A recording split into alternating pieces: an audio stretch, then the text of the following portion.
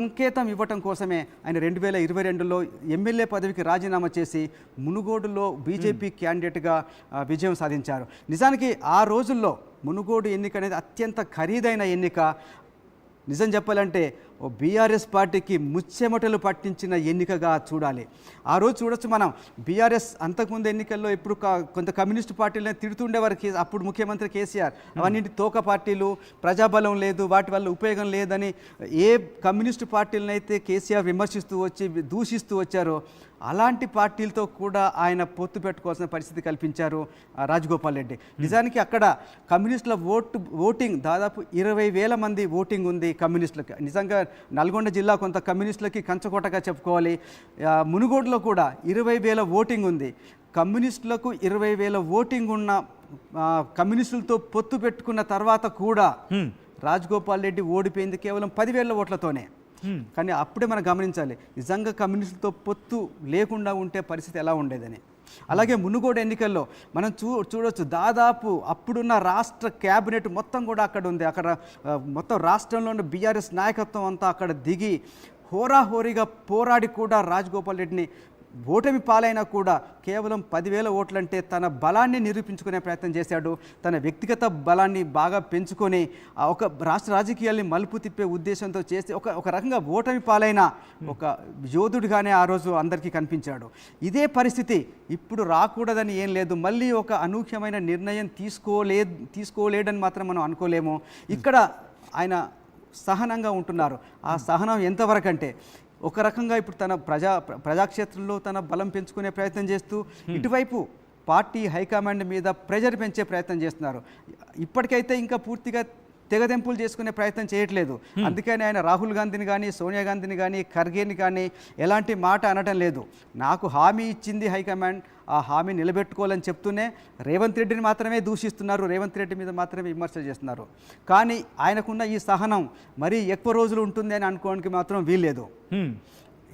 ఆయన వ్యూహం ఒకటే, తన ఈ పోరాటం కంటిన్యూ అవుద్ది. రేవంత్ రెడ్డి మీద కావచ్చు, రాష్ట్ర ప్రభుత్వ పనితీరు మీద ఆయన విమర్శలు, ఆయన దాడి, ఆయన పోరాటం మాత్రం కంటిన్యూ చేస్తారు.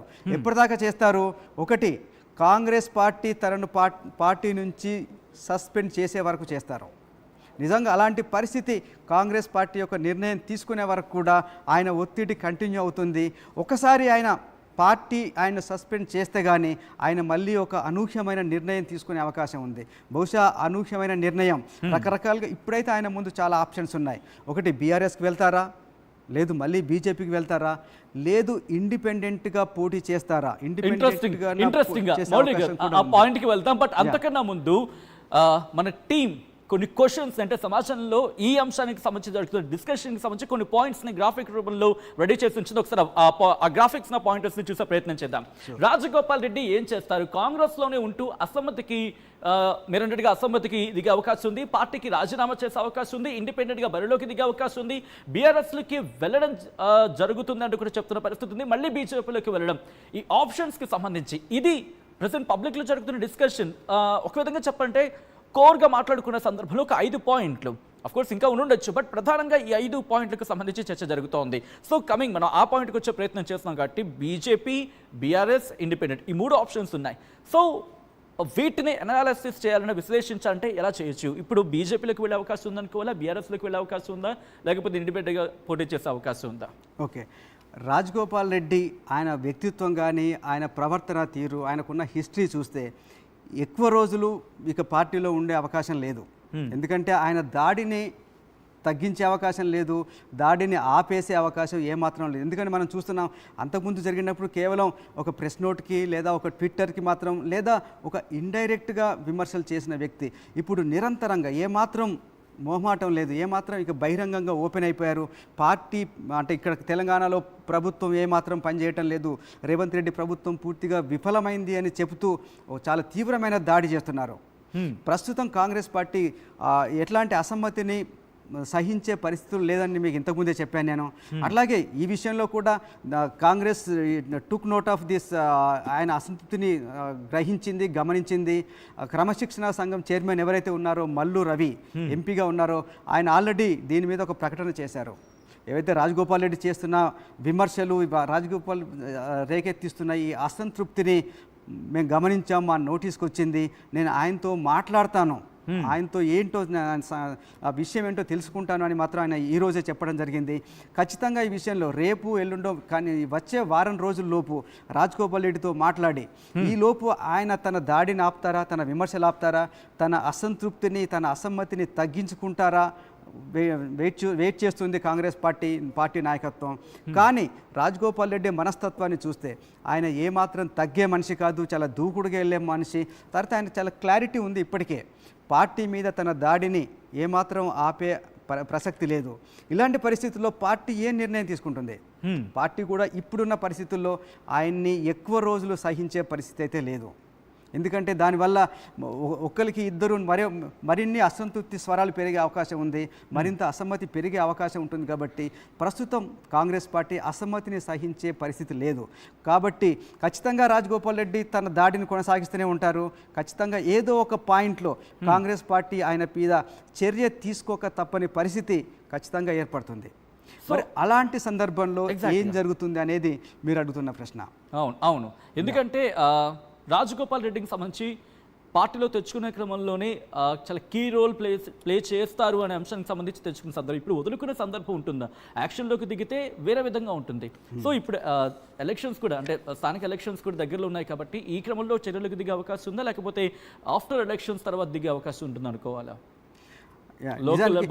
అంతకన్నా ముందు ఒక విషయం చెప్తాను ప్లీజ్.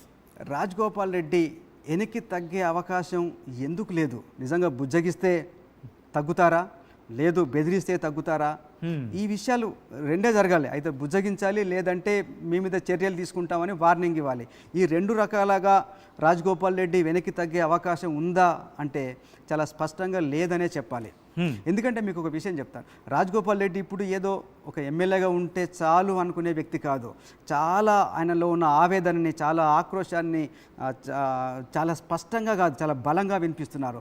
నాకంటే జూనియర్లకు ఇస్తున్నారు, నాకంటే బలహీనమైన నాయకులకు కూడా మంత్రి పదవులు ఇస్తున్నారు, నాకెందుకు ఇవ్వరు, నాకు స్పష్టమైన హామీ ఇచ్చి మాట తప్పుతున్నారనేది చాలా బలంగా చెప్తున్నారు. ఒక విషయం ఆయనకు చాలా స్పష్టంగా అర్థమైంది, ఇక కాంగ్రెస్ పార్టీలో ప్రస్తుతం ఉన్న ప్రభుత్వంలో ఆయనకు మంత్రి పదవి వచ్చే అవకాశం ఏమాత్రం లేదు. దానికి కారణం చెప్తాను ప్లీజ్. ముఖ్యంగా నల్గొండ జిల్లాలో ఇప్పటికే చాలా బలమైన నాయకులు ఉన్నారు. ముఖ్యంగా చెప్పాలంటే జానారెడ్డి చాలా సీనియర్ నాయకులు, ఒకప్పుడు ఆయన ముఖ్యమంత్రి అవుతారు, ముఖ్యమంత్రి అభ్యర్థిగా కూడా ఉన్న నాయకుడు. ఆయనకు సంబంధించి ఆయనకున్న ఇద్దరు అబ్బాయిల్లో ఒకరు ఎమ్మెల్యేగా ఉన్నారు, ఒకరు ఎంపీగా ఉన్నారు. మరొక నాయకుడు ఉత్తమ్ కుమార్ రెడ్డి భార్య పద్మావతి, ఆమె అక్కడ ఎమ్మెల్యేగా ఉన్నారు. ఇంకొకటి ఇప్పుడు ప్రస్తుతం ఇంతకుముందు బీఆర్ఎస్లో ఉన్న మండలి చైర్మన్ ఎవరైతే ఉన్నారో గుత్తా సుఖేందర్ రెడ్డి తనయుడు కూడా ప్రస్తుతం కాంగ్రెస్ పార్టీలోనే ఉన్నారు. కాంగ్రెస్ పార్టీలో ఆయన ఒక కార్పొరేషన్కి చైర్మన్గా ఉన్నారు. వీళ్ళందరి నుంచి కూడా పోటీ ఉంది. రాజగోపాల్ రెడ్డి ఎదిగితే వీళ్ళందరికీ కూడా రాజకీయ భవిష్యత్తు ఎవరికో ఒకరికి దెబ్బ పడుతుంది. కాబట్టి వీళ్ళందరూ ఏకమై రాజగోపాల్ రెడ్డికి మంత్రి పదవి రాకుండా అడ్డుకుంటున్నారనేది నిజం. ఈ విషయం కూడా రాజగోపాల్ రెడ్డికి తెలుసు. కాబట్టి ఇంకా నాకు భవిష్యత్తు లేదు, కాంగ్రెస్ పార్టీలో మంత్రి పదవి వచ్చే అవకాశం లేదు వీళ్ళందరినీ కాదని. ఎందుకంటే తెలుసు, ఇప్పుడు ఉత్తమ్ కుమార్ రెడ్డి చాలా పవర్ఫుల్గా ఉన్నారు మంత్రిగా. తర్వాత తన సొంత సోదరుడే కోమటిరెడ్డి వెంకటరెడ్డి మంత్రిగా ఉన్నారు. కాబట్టి ఒకే కుటుంబం నుంచి మంత్రి అయ్యే అవకాశం లేదు. అలాగే ఒకే సామాజిక వర్గం నుంచి ఇంకొక రెడ్డి మంత్రి అయ్యే అవకాశం లేదు. ఒకే జిల్లా నుంచి ఇంకొక వ్యక్తి, ఆల్రెడీ ఇద్దరు మంత్రులు ఉన్నారు కాబట్టి మూడో మంత్రి అయ్యే అవకాశం లేదు. తర్వాత ఇక్కడ ఇంట్రెస్టింగ్ పాయింట్ ఇంకోటి చెప్తాను సచిన్ మీకు. ఇప్పటిదాకా కోమటిరెడ్డి వెంకటరెడ్డి, కోమటిరెడ్డి రాజగోపాల్ రెడ్డి ఇద్దరిని కోమటిరెడ్డి బ్రదర్స్ అంటారు. వీళ్ళిద్దరు నిజం చెప్పాలంటే ఒక అన్నదమ్ముల్లా కాకుండా మంచి స్నేహితుల్లా ఉంటారు. ఇద్దరు కలిసి సరదాగా ఉంటారు, ఇద్దరు కలిసి చాలా పార్టీ కార్యక్రమాల్లో పాల్గొంటారు. ఇద్దరికి ఒకరికొకరు చాలా సపోర్టివ్గా ఉంటారు. మీకు ఒక చాలా ఇంట్రెస్టింగ్ పాయింట్ చెప్తాను సచిన్ మీకు. ఎప్పుడైతే 2018లో రాజగోపాల్ రెడ్డి మునుగోడు నుంచి కాంగ్రెస్ ఎమ్మెల్యేగా గెలిచి రేవంత్ రెడ్డి మీద తిరుగుబాటు చేసి, రేవంత్ రెడ్డి మీద విమర్శలు చేసి బీజేపీకి వెళ్ళారు. అప్పుడు కోమటిరెడ్డి వెంకటరెడ్డి ఏమో కాంగ్రెస్లో ఉన్నారు, తమ్ముడు రాజగోపాల్ రెడ్డి బీజేపీలో ఉండి బీజేపీ అభ్యర్థిగా మునుగోడు నుంచి పోటీ చేస్తున్నారు. మరి అప్పుడు కాంగ్రెస్ నుంచి కూడా పాల్వాయి స్రవంతి అక్కడ క్యాండిడేట్గా ఉన్నారు. చాలా ఇంట్రెస్టింగ్గా కాంగ్రెస్ నాయకుడైన కోమటిరెడ్డి వెంకటరెడ్డి తన పార్టీకి సపోర్ట్ చేయకుండా తన ప్రత్యర్థి పార్టీలో ఉన్న తన సోదరుడిని గెలిపించాలని ప్రచారం చేశారు. ఎలక్షన్లకి కొద్ది రోజుల ముందు ఇక్కడ ప్రచారాన్ని అంతా వదిలేసుకొని ఆయన అమెరికా వెళ్ళిపోయారు ఎలక్షన్లు అయ్యే వరకు కూడా. కేవలం ప్రచారానికి దూరంగా ఉండటమే కాదు, చాలా ఆడియో రికార్డ్స్ కూడా బయటకు వచ్చినాయి, చాలా లీక్ అయ్యి చాలా సంచలనం సృష్టించినాయి. ఏంటది? ఆయన ఇక్కడున్న నాయకులకు చాలామందికి చెప్తున్నారు, ఈసారి తమ్ముడిని ఒడ్డుకు పడేయండి, ఈసారి తమ్ముడిని గెలిపించుండ్రి అని. అంటే బీజేపీ నాయకుడు, ఒక కాంగ్రెస్ నాయకుడు తన పార్టీ లాయల్టీని వదులుకొని తన తమ్ముడి మీద ప్రేమతో బీజేపీకి ఓటేయమని చెప్పడం చాలా సంచలనంగా మారింది. అంటే వాళ్ళిద్దరి మధ్యలో అంత సయోధ్య, అంత అండర్స్టాండింగ్ ఉంది. నిజానికి 2009లో రాజగోపాల్ రెడ్డిని రాజకీయాల్లోకి తీసుకొచ్చిందే వెంకటరెడ్డి. అప్పుడే కొత్తగా ఏర్పడిన భువనగిరి పార్లమెంట్ సీట్ నుంచి అతన్ని నిలబెట్టారు. అప్పుడు వైఎస్ రాజశేఖర రెడ్డి కూడా ఉన్నారు. రాజశేఖర రెడ్డి ద్వారా ఆయనకు టికెట్ ఇప్పించారు, తర్వాత గెలిచారు. ఆ తర్వాత ఎప్పుడు వాళ్ళిద్దరి మధ్యలో ఒక అండర్స్టాండింగ్ ఉంది. కానీ ఈసారి ఇద్దరి మధ్యలో ఒక స్పష్టమైన విభేదాలు కనిపిస్తున్నాయి. ఇద్దరి మధ్యలో కొంత పొరపొచ్చాలు, ఇద్దరి మధ్యలో కొంత దూరం పెరిగినట్టుగా స్ప్లిట్ చాలా స్పష్టంగా కనిపిస్తోంది. కోమటిరెడ్డి వెంకటరెడ్డి తమ్ముడికి దూరంగా జరిగాడు, డిజోన్ చేసుకుంటున్నాడు. నిజానికి ఈ విషయాన్ని ఎప్పుడైతే రాజగోపాల్ రెడ్డి తీవ్రమైన విమర్శలు చేస్తున్నారో, పార్టీ హైకమాండ్ నాకు మంత్రి పదవి హామీ ఇచ్చి హామీ నిలబెట్టుకోలేకపోతుంది అని ఒక రకంగా పార్టీ హైకమాండ్ కూడా ఇండైరెక్ట్గా ఆయన ఒక దోషిని చేస్తున్న క్రమంలో వెంకటరెడ్డి ప్రెస్ మీట్ పెట్టి మరీ చెప్పాడు, నిజానికి పార్టీ హైకమాండ్ ఆయనకు హామీ ఇచ్చినట్టుగా నాకు తెలియదు అన్నాడు. అంటే పార్టీ హైకమాండ్ను సపోర్ట్ చేస్తూ తమ్ముడి సంగతి నాకు తెలియదు అని చెప్పాడు. అలాగే చాలామంది నేను చాలా సీనియర్ని, నేను ఎన్ఎస్యూలో పనిచేశాను, నేను కాంగ్రెస్ పార్టీకి లాయల్గా ఉన్నాను, నేను ఏ పార్టీ మారలేదు అని చెప్పడం ద్వారా చాలా స్పష్టంగా రాజగోపాల్ రెడ్డి పైన విమర్శలు చేశారు. ఎందుకంటే రాజగోపాల్ రెడ్డి చాలా లేట్గా వచ్చారు, ఆయనకి ఎన్ఎస్యూలో పనిచేసిన అనుభవం లేదు, కాంగ్రెస్ పార్టీలో కూడా అంతకుముందు ఆయన పనిచేసిన ఎట్లాంటి అనుభవం లేదు. కేవలం వెంకటరెడ్డి మాట్లాడుతూ ఉంటే ఒకటి గుర్తొస్తోంది, ఇది కోమటిరెడ్డి వెంకటరెడ్డి చేసిన వ్యాఖ్యలు ఆయన చేసిన వ్యాఖ్యలుగా చూడాలా, లేకపోతే కాంగ్రెస్ పార్టీ చేయించిన వ్యాఖ్యలుగా చూడాలా? ఎందుకంటే ప్రస్తుతం చాలా ఇంట్రెస్టింగ్గా మారుతుంది కాబట్టి వ్యవహారం. డెఫినెట్గా ఇది చాలా ఇంట్రెస్టింగ్ డెవలప్మెంట్ సచిన్. ఒకవైపు రాజగోపాల్ రెడ్డి విమర్శల దాడి చేస్తున్నాడు ముఖ్యమంత్రి రేవంత్ రెడ్డి మీద కానీ పార్టీ రాష్ట్ర నాయకత్వం మీద. అవును, విమర్శలు దాడి చేస్తుంటే నిజానికి వాళ్ళిద్దరి మధ్యలో ఉన్న అండర్స్టాండింగ్ బట్టి ఆయన తమ్ముడికి సపోర్ట్ చేయాలి, లేదంటే కనీసం సైలెంట్గానే ఉండాలి. కానీ ఈసారి తమ్ముడికి వ్యతిరేకంగా గలమెత్తుతున్నాడు. ఒకవైపు రాజగోపాల్ రెడ్డి రేవంత్ రెడ్డిని తిడుతున్న క్రమంలో 10 ఏళ్ళు ముఖ్యమంత్రి ఉంటానని చెప్పడానికి నువ్వెవరు? కాంగ్రెస్ పార్టీలో నువ్వు కాదు డిసైడ్ చేయాల్సింది, పార్టీ హైకమాండ్ డిసైడ్ చేస్తుంది. నీకు కేవలం ఇక 3.5 సంవత్సరాలు మాత్రమే ముఖ్యమంత్రిగా ఉండే అవకాశం ఉందని ఒకవైపు రాజగోపాల్ రెడ్డి తీవ్రమైన విమర్శలు చేస్తున్నప్పుడు, అదే క్రమంలో కోమటిరెడ్డి వెంకటరెడ్డి చాలా స్పష్టంగా రేవంత్ రెడ్డి మరో 10 ఏళ్ళు ముఖ్యమంత్రిగా ఉండాలని చెప్పడమే కాదు, నువ్వు మరో 10 ఏళ్ళు ముఖ్యమంత్రిగా ఉండాలని నేను అమ్మవారికి పూజ చేశాను అన్నా అని చెప్పేసి రేవంత్ రెడ్డికి ఫోన్ చేసి ఫోన్ని స్పీకర్లో ఆన్ చేసి చుట్టూ ఉన్న నాయకులకు, కాంగ్రెస్ నాయకులకు, పార్టీ ఎమ్మెల్యేలకు స్పష్టంగా వినిపించారు. కానీ నిజానికి చెప్పిందని రేవంత్ రెడ్డి మరో 10 ఏళ్ళు ముఖ్యమంత్రి ఉంటానని ఆయన అనుకున్నప్పుడు రాజగోపాల్ రెడ్డి విమర్శిస్తే దాన్ని సపోర్ట్ చేస్తున్నాడు వెంకటరెడ్డి. ఇది కేవలం పార్టీ నాయకులకు కాదు, మొత్తం తెలంగాణ ప్రజలకు, కాంగ్రెస్ కార్యకర్తలకు ఆయన ఒక క్లియర్ మెసేజ్ ఇచ్చాడు. I am with Congress party, I am with Revanth Reddy, నేను మా తమ్ముడి వైపు లేను, నేను ఇప్పుడు కాంగ్రెస్ పార్టీ వైపు ఉన్నానని చెప్పి చాలా స్పష్టంగా చెప్తున్నాడు. ఇండైరెక్ట్గా తమ్ముడి మీద విమర్శలు చేస్తున్నాడు. నేను పార్టీలో సీనియర్ని అని. ఎందుకంటే ఇంతకుముందే చెప్పాను, రాజగోపాల్ రెడ్డి చెప్తున్నాడు నాకంటే జూనియర్లకి మంత్రి పదవులు వచ్చినాయని. కానీ కోమటిరెడ్డి వెంకటరెడ్డి చెప్తున్నాడు నేను నీకంటే సీనియర్ని, నువ్వేమి సీనియరు కాదు, నువ్వు ఒక రకంగా నువ్వు బచ్చగాడివి, నీకు మంత్రి పదవి ఆశించే హక్కు అర్హత లేదని కూడా కోమటిరెడ్డి వెంకటరెడ్డి ఇండైరెక్ట్గా చెప్తున్నాడు. అలాగే నేను పార్టీ లాయల్గా ఉన్నాను, నేను పార్టీలు మారలేదని చెప్పడం ద్వారా నువ్వు పార్టీలు మారావు, నీకు కాంగ్రెస్ పార్టీ పట్ల లాయాలిటీ లేదు, విశ్వసనీయత లేదు, నీకు విశ్వాసం లేదు పార్టీకి, నువ్వు కట్టుబడి ఉండలేదు అని ఇండైరెక్ట్గా రాజగోపాల్ రెడ్డిని ఫస్ట్ టైం ఇలాంటి విమర్శలు, తమ్ముడి పట్ల విమర్శలు చేయటం అనేది ఇప్పటిదాకా వాళ్ళ రాజకీయ జీవితంలో జరగలేదు. కానీ మొట్టమొదటిసారి తమ్ముడికి దూరమై తమ్ముడి పైన విమర్శలు చేస్తున్నారు.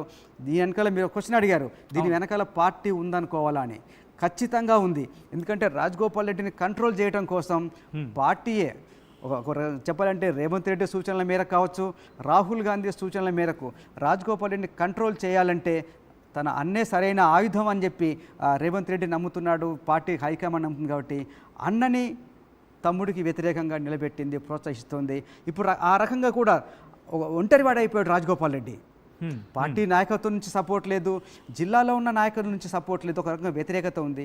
ఇప్పుడు స్పష్టంగా తన అన్న కోమటిరెడ్డి వెంకటరెడ్డి నుంచి కూడా ఆయన వ్యతిరేకత ఎదుర్కొంటున్నారు. కాబట్టి అందుకే ఇక నాకు ఈ పార్టీలో ఉంటే భవిష్యత్తు లేదు, పదవులు రావు అనే నిర్ణయానికి కోమటిరెడ్డి రాజగోపాల్ రెడ్డి వచ్చారు. సచిన్, ఇక్కడ మీరు అంటూ ఉంటే అంటే